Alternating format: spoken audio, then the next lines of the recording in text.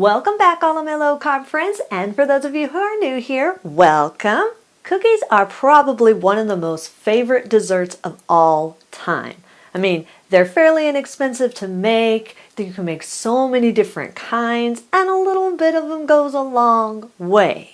So today, I have not one, not two, but 3 quick, easy keto cookie recipes that only require 3 ingredients. How much easier can you get? I'll tell you, because 2 of those recipes are completely no baking, which means you don't have to heat up your house on these hot summer days. So if you want printable versions of these, you can check out my website at janet'sdeliciouslowcarbkitchen.com. You can find printable versions of these and other goodies there for you. And if you're new to the channel, don't forget to hit the subscribe button.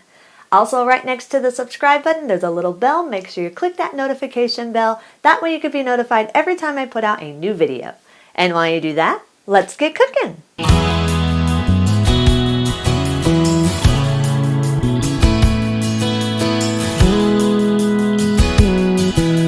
In a medium microwave-safe bowl, place 1 cup of keto chocolate chips. If you want a good brand for that, the Lily's brand is good. Microwave on high for about 1 minute.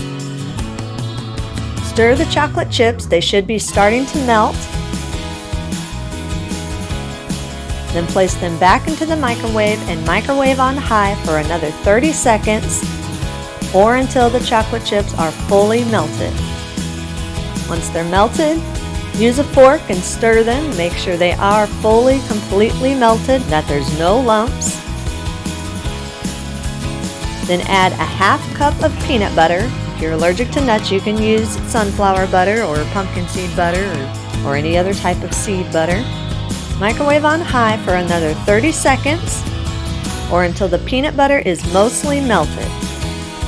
Once the peanut butter is mostly melted, then use your fork and stir the peanut butter together with the melted chocolate chips until they're fully combined and completely smooth. Gradually fold in 2 cups of crushed pork rinds. Just add a little bit, fold them in until they're coated, then add a little bit more, fold them in until they're completely coated, until you have all the pork rinds combined and completely coated with the chocolate peanut butter mixture. Now remember to make sure that your pork rinds are crushed, not completely smashed. I usually just put a few of them into a Ziploc bag and just use my fingers and press them down a little bit just until they're crushed into small pieces but not powdery. You're basically using these to imitate rolled oats. So think about the size of a rolled oat. That's the size that you want your pork rinds to be crushed to. So you don't want them completely smushed, but you do want them in small pieces. Once all the pork rinds are added and completely coated, scoop out the mixture 1 to 2 tablespoons at a time and place it onto a baking sheet that's lined with parchment paper. Once they're all scooped out, place them into the refrigerator and let them sit for about 30 minutes or until they're completely firm. Once they're firm, remove them from the refrigerator and eat and enjoy. Store these in the refrigerator for up to 1 month, or you can freeze them for up to 4 months.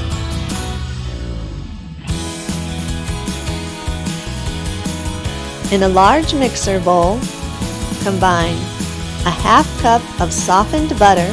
Make sure it's softened, not melted. 1 cup of brown swerve or brown sugar sweetener of your choice, and about 2 teaspoons of vanilla extract. The vanilla extract is optional. You don't have to put it in there. The brown swerve gives it a really nice flavor without the vanilla. But if you're like me, I like to get as much flavor as I can pack into things, so I just add a couple teaspoons of vanilla. But again, you don't have to have that on there. It still has a really good flavor without it. Beat these together on medium-low for about 3 to 4 minutes or until everything is fully combined and smooth. Scrape down the sides and push all the ingredients to the center of the bowl. Add 1 cup of fine almond flour, and beat on medium-low for another 1 to 2 minutes or until everything is fully combined. Once everything is fully combined, if the dough seems crumbly, you can add a couple teaspoons of milk or water to it if it seems crumbly. If it seems too wet, you can add a little bit more almond flour. Basically, you should be able to scoop it out and roll it in your fingers without it sticking to your hand or without it falling apart. It should be able to be shaped in a ball without sticking to your hand. Scoop the dough out 1 to 2 tablespoons at a time and place it onto a prepared lined baking sheet.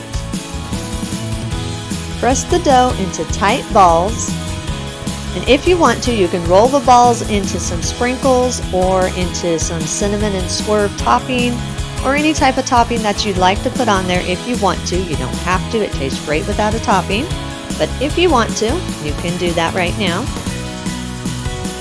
Use your fingers and slightly flatten the tops of the cookies so it gives it a nice cookie shape. Also, if you want to, before shaping these, you can add in chocolate chips or any add-in of your choice if you want to. Just do it before you start to shape them. Once the cookies are shaped, place them in the refrigerator for at least 30 minutes or until they're firm. Store the leftovers in your refrigerator for up to 1 month, or you can freeze these for up to 6 months. Eat and enjoy.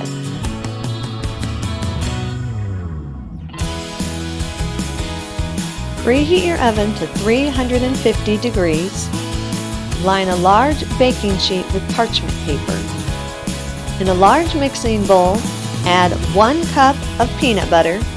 I use creamy peanut butter, but you can use chunky peanut butter in this if you like the chunks of peanuts in there. Add 1 cup of granulated swerve or granulated sweetener of your choice. Use a fork and stir these together until they're fully combined. Add 1 room temperature egg and use your fork and stir it into the peanut butter sweetener mixture until everything is fully combined and smooth.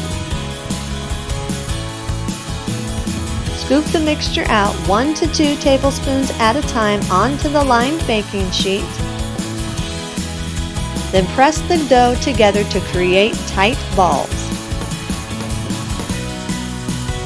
Use a fork and flatten the tops of each cookie to make a crisscross shape on the top of each cookie.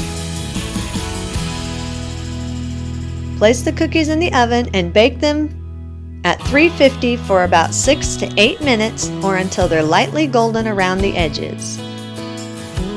Once they're done baking, allow them to cool on the pan for about 10 minutes so that all the ingredients can set well together and you don't burn your fingers. Once they've cooled for 10 minutes, transfer them to a wire rack and let them cool completely. Once they've cooled completely, store these in an airtight container at room temperature until you're ready to eat them. Eat and enjoy! And those are our recipes of the day. I hope you enjoyed them all. If you did and you want to see more videos like this, then make sure you click that thumbs up like button, click the subscribe button. You can leave me a comment if you want to. Let me know if there's any recipes that you'd like to learn how to make, and I'll do what I can to get those out there for you. And as always, keep cooking.